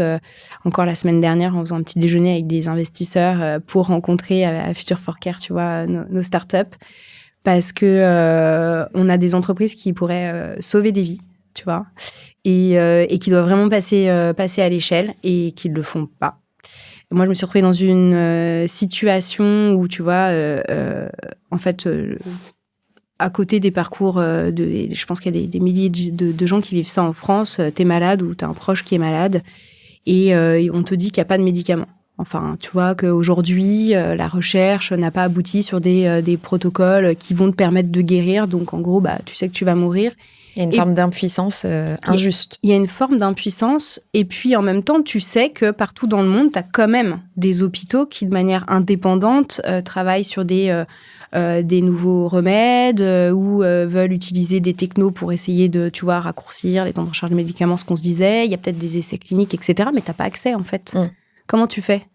C'est-à-dire que on commence à te soigner dans un hôpital, donc déjà, ton dossier médical, il est complètement... t'as plus accès, quoi. Enfin, en fait, tu peux pas dire je vais aller voir d'autres hôpitaux. Puis, en réalité, tu vas pas pouvoir aller faire le tour du monde des hôpitaux pour savoir ce qui se passe. Non. Tu vois. Et en fait, il y aurait des solutions. Par exemple, je me suis rendue à Lille, sur les terres de Cosimo, pour un événement Amazing Ladies, donc en plus un événement de la French Tech pour soutenir les femmes, comme ça la boucle est bouclée, et je rencontre une femme qui a un projet Cleanotopia qui permet de recenser l'ensemble des médicaments en test, des protocoles en test. Donc ça va du petit médicament en test phase finale, tu vois, je sais pas, pour améliorer ta peau, enfin tu vois, à un traitement qui va être en test dans un hôpital avec un protocole bien défini, où potentiellement peut-être que tu coches les cases et que tu pourras aller rentrer dans ce protocole, tu vois, pour essayer de te soigner, parce que s'il n'existe rien de toute façon, pourquoi pas, tu vois. Et tu vois, il y a un projet qui existe comme ça en France, quoi. Donc, en fait, c'est vraiment pour ça que moi, je me dis, quand tu vis des choses comme ça, en fait, on n'a pas le choix. Il faut aller soutenir cette tech française. Tu ne peux pas te dire qu'il y a des solutions qui existent et qu'aujourd'hui, on n'y a pas accès, alors qu'il y a des milliers de gens qui sont malades et qui pourraient peut-être trouver, tu vois, quelque part, un protocole à tester, quoi. Et dans la santé, voilà. Enfin, moi, c'est, je pense, un peu ça que j'ai envie de partager. C'est mon côté perso, mais voilà, je suis convaincue que tech et santé, en plus, en France, on a des médecins incroyables. Enfin, on pourrait on pourrait vraiment révolutionner notre propre système de santé, les parcours des patients, sauver des vies. Tu vois, il y a une des entreprises du French Tech 2030, c'est Roboté. Ouais. C'est un micro-robot. Non, mais t'imagines qu'avec la robotique, ce qu'on est capable de faire aujourd'hui, un micro-robot qui va dans ton cerveau pour éviter d'avoir une chirurgie lourde, parce que avoir une opération du cerveau, c'est terrible, c'est très lourd. Qui comporte des risques, en plus. Des risques énormes. Et là, tu as un micro-robot qui va dans le cerveau, qui est capable de diagnostiquer Parkinson et de le soigner. Non, mais c'est ça la tech aujourd'hui, quoi. Ouais.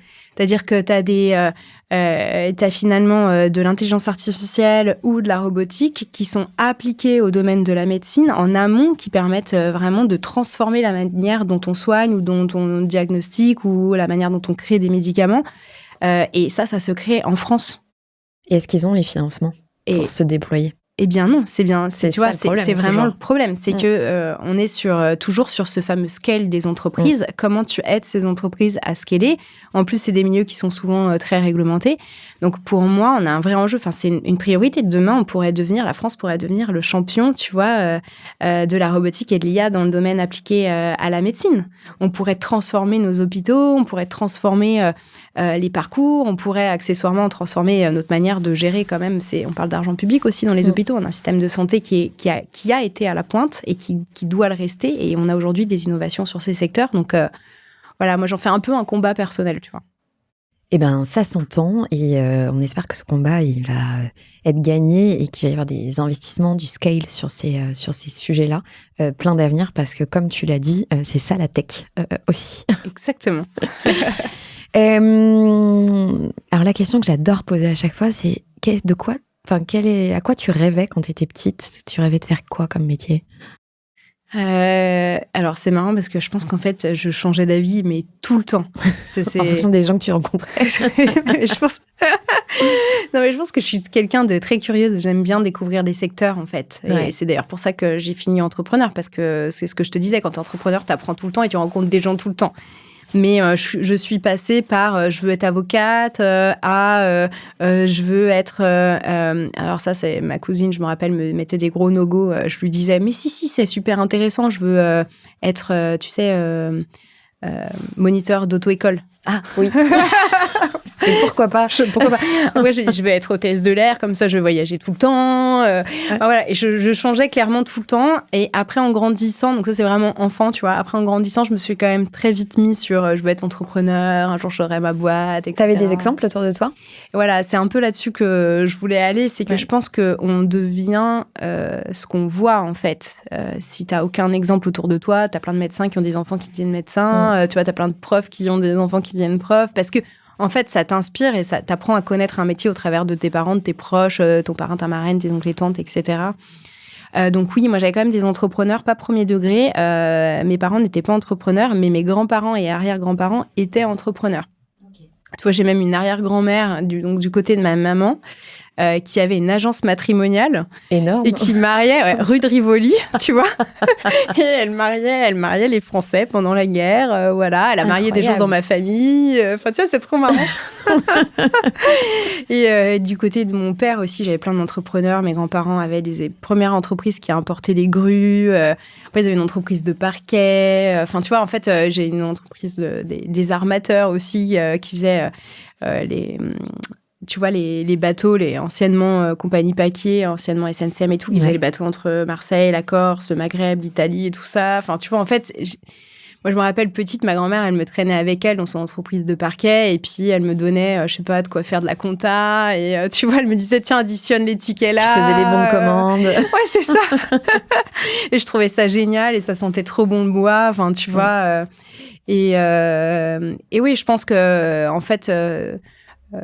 c'est hyper inspirant de voir des entrepreneurs, tu vois, autour de soi, parce que tu te dis, ils construisent quelque chose. Alors, je les voyais galérer, pester aussi, hein, tu vois. Ma grand-mère, j'ai pas l'impression que c'était idyllique. J'ai aussi des souvenirs où elle était énervée, enfin, tu vois, où c'était pas facile, où ils s'engueulaient dans la famille à cause de ça, tu vois, parce ils travaillaient beaucoup en famille. Ouais. Et à côté de ça, je pense que ça m'a quand même clairement donné envie. D'y aller et de foncer. Ouais, clairement. Si tu avais 2 heures de plus par jour, tu ferais quoi ? Du yoga. Yoga? Yoga, de la marche en nature. Je pense que j'ai un peu souffert en arrivant d'Annecy, en arrivant à Paris, où le temps, où finalement, à Annecy, t'es pas du tout dans les transports, tu vas faire ton yoga, tu vas marcher, puis t'es tout de suite dans la nature, donc ça te ressource, en fait. Et là, en fait, si je marche, c'est pour aller prendre le métro, tu vois, donc ça me ressource pas, ça me prend de l'énergie, clairement. J'ai l'impression d'être en perte d'énergie permanente, tu vois. Et... Donc, tu fais des petits allers-retours à Annecy pour reprendre tes shoots de nature? Ouais, de temps en temps, où j'essaye aussi d'en profiter maintenant que je suis à Paris pour voir d'autres villes, tu vois, que je voyais moins. Parce que quand tu dois traverser la France... Depuis Annecy, c'est pas toujours pratique. Tu vas te faire un Annecy-Bordeaux ou Bretagne, par exemple. Ou Bayonne, c'est pas très pratique. Non, ça, c'est... Voilà, donc je profite aussi d'être à Paris pour voir d'autres choses. Et puis, il y a plein de choses à voir aussi à Paris. Mais ouais, je pense que c'est ça qui me manque aujourd'hui. Les 2 heures, ça serait pour plutôt me ressourcer, faire du sport, prendre un shot de plein air, quoi, tu vois, de nature. Et comme on n'a encore pas inventé les 26 heures par jour, tu fais comment aujourd'hui, justement, tu vois, parce que t'es quand même très sollicitée, t'es souvent prise de parole, donc ça demande quand même de l'énergie, de la concentration, d'être sur scène et de parler face à des parterres différents sur des sujets plus ou moins pointus que tu maîtrises, bien que tu les maîtrises absolument tous, mais bon, il peut y avoir des degrés de technicité différents, des enjeux d'aller signer des accords, je sais pas, avec dans des délégations, etc. Donc, ça demande quand même beaucoup d'énergie. Comment tu réussis justement à penser à toi et à ne pas te laisser happer par tout ce flot de choses? J'ai pas l'impression d'y arriver beaucoup, en fait. Tu vois, le mythe de l'équilibre, non, je pense que j'y arrive pas vraiment avec ce poste-là et je le dis depuis le début. Et d'ailleurs, c'est un poste de toute façon qui s'inscrit sur une durée limitée. Tu vois, tu t'engages sur 3 ans, tu peux renouveler, mais depuis le début, je le dis, c'est pas un poste où tu renouvelles, ça te demande quand même énormément d'énergie. Donc, je le prends plutôt en me disant, t'arrives pas à ton équilibre aujourd'hui, tu te reposeras à la fin du poste, quoi. Tu vois, c'est plutôt ça. Avant de te relancer dans une aventure entrepreneuriale à 100 à l'heure. Ouais, exactement. Mais j'avais l'impression de mieux y arriver en étant entrepreneur. Parce que je gère mon temps et mon énergie comme je veux en tant qu'entrepreneur. Donc, si un matin, je me dis là, ce matin, en fait, il faut que je sois hyper focus ou même j'ai envie de travailler depuis mon lit, en fait, je peux le faire. Donc, je peux respecter aussi mon rythme naturel, tu vois.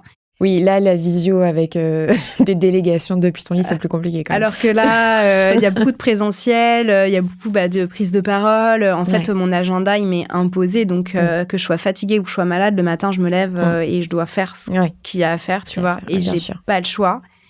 Et du coup, je le vois plutôt comme, tu fais ton max. Et c'est difficile et des fois, je suis crevée. Enfin, en fait, on est humain, tu vois. J'admire beaucoup nos politiques et l'énergie qu'ils mettent dans tous ces déplacements, dans toutes ces prises de parole, où ils doivent être parfaits absolument tout le temps. Sinon, on ne manque pas de leur reprocher parce qu'en fait, en réalité, c'est des jobs qui sont quand même très prenants et qui demandent beaucoup physiquement, quoi. C'est clair. Eh bien, justement, je te propose d'un coup de baguette magique de te transformer.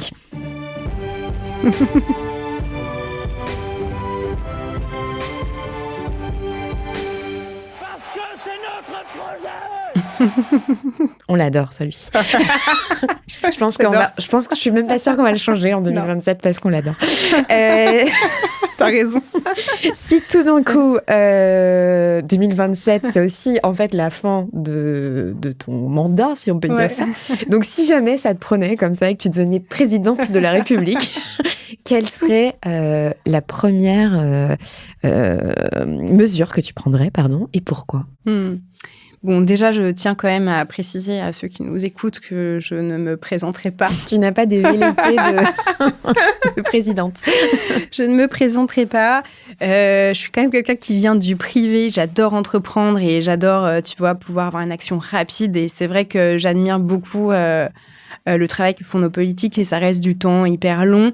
C'est très difficile ce métier et franchement je suis très admirative maintenant que je le vois vraiment de l'intérieur de tout ce qui peut être fait, voilà. Donc à mon humble niveau, si je devais me tenter, je pense que ce côté justement pragmatique m'amènerait à essayer d'avoir un spectre où je pourrais avoir justement des résultats tangibles assez rapidement. Et donc je me dis que la transfo publique typiquement ça peut paraître ne pas être le plus glamour, mais c'est là où je me dis, avec tout ce que j'ai vu, tu vois, c'est comme quand je te parle des hôpitaux et de ce qu'on pourrait faire dans le domaine de la santé, mais avec toutes les super technos que je vois au quotidien, avec les entrepreneurs incroyables qu'on a en France, des solutions de dingue qu'on a, on pourrait transformer l'État, ministère et administration après ministère et administration. Et on aurait tous à y gagner en temps, en budget, En fluidité, en confort de travail, parce que, en fait, il y a énormément de choses qui peuvent être faites voilà, pour améliorer le confort des agents aussi et l'expérience aussi des citoyens avec l'État.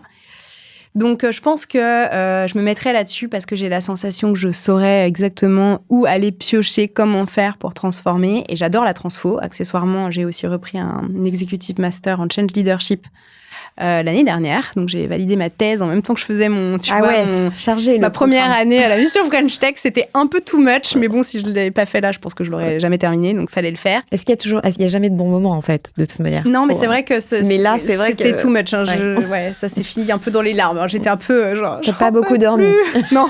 T'es les 11h du soir sur ta thèse, t'es là, c'est horrible. Mais en réalité, voilà, c'est quand même quelque chose qui me passionne, sinon je l'aurais pas fait.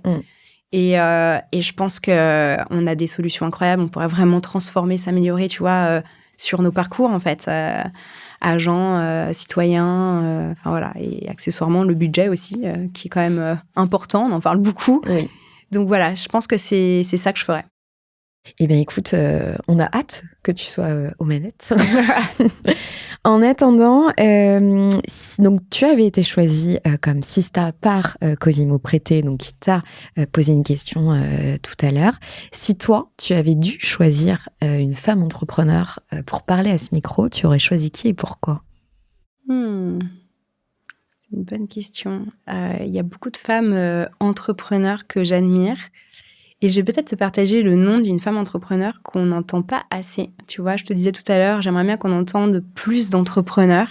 Et ça fait partie de ces entrepreneurs qui sont très discrets et qui pourtant sont hyper successful. Donc, elle s'appelle Alix Gauthier. Alix Gauthier, elle est aussi à Annecy, figure-toi. On a pas mal d'entrepreneuses à Annecy et dans les régions. C'est quelqu'un qui a cofondé Copines de voyage. Je ne sais pas si tu connais cette start-up, qui est une start-up qui organise des voyages. En fait, elle s'est créée, ça fait des années, je pense 10 ans de ça maintenant, comme un réseau social où les femmes peuvent aller choisir leur destination et créer un petit groupe. Elles ne se connaissent pas et elles partent. Elles ont réinventé le voyage de groupe pour les femmes, tu vois, pour ne pas se retrouver... pour se retrouver soit solo, soit avec des gens que tu connais pas. Exactement, pas voyager trop solo, mais du coup, tu es avec des femmes que tu choisis, tu discutes un peu avec elles avant et tu pars ensemble. Ils avaient décliné ça aussi en petit trip entre amis, tu vois, pour les voyages entre trentenaires, etc. Mais ils ont réinventé le voyage collectif. C'est une entreprise qui marche bien, qui a été revendue depuis, qui n'était même pas passée par de la levée de fonds. Donc, tu vois, qui s'est développée super bien assez vite. Et ensuite, elle a rejoint un projet qui s'appelle Explora Project, aussi à Annecy, sur les voyages d'aventure. Et elle a été mon adjointe à la French Tech à Annecy pendant des années. Et c'est quelqu'un qui se met pas du tout en avant. Souvent, c'était plutôt ses cofondeurs qui étaient un peu sur le devant de la scène, etc. Et qui, en fait, est celle qui pilote tout. Et je l'ai vu, et je l'ai vu faire. Et c'est quelqu'un de très brillant, de très humble, et qui a énormément à raconter sur l'entrepreneuriat, sur ce qu'on peut vivre comme aventure. Donc, voilà, je crois que je l'ai choisie, elle. Et si tu avais une question à lui poser, tu lui poserais quoi comme question? Et je lui demanderais de nous raconter... elle a rejoint plusieurs projets cofondés, rejoints, etc. Comment elle a vécu ses sorties de projets? Comment elle a quitté les projets? Comment elle a vécu ça dans ses différentes aventures? Parce que on peut sortir parce qu'on revend, mais on peut aussi sortir parce qu'on n'est plus aligné, ou parce qu'on n'a plus envie, ou parce qu'en fait, on a envie de mettre son énergie dans un autre projet, qu'on estime qu'on arrive au bout de ce qu'on pouvait apporter, etc. Et je trouve que c'est un sujet dont on ne parle pas beaucoup. Elle l'a vécu 2 fois. Deux moments où elle a tout donné pour des projets et où à un moment donné, elle a décidé d'arrêter de manière différente. Et donc, je pense que c'est intéressant qu'elle nous partage un peu ça. Comment on sort d'un projet quand on est arrivé au bout, quoi. Eh bien, voilà. Je lui poserai la question en ton nom. Trop bien. Merci Julie pour ce long échange.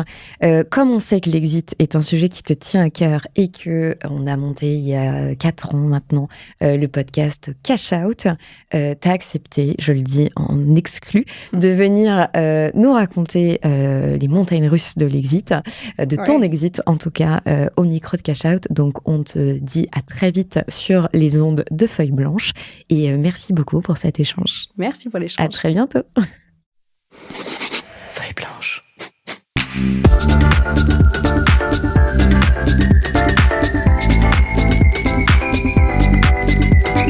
40 nuances de Next.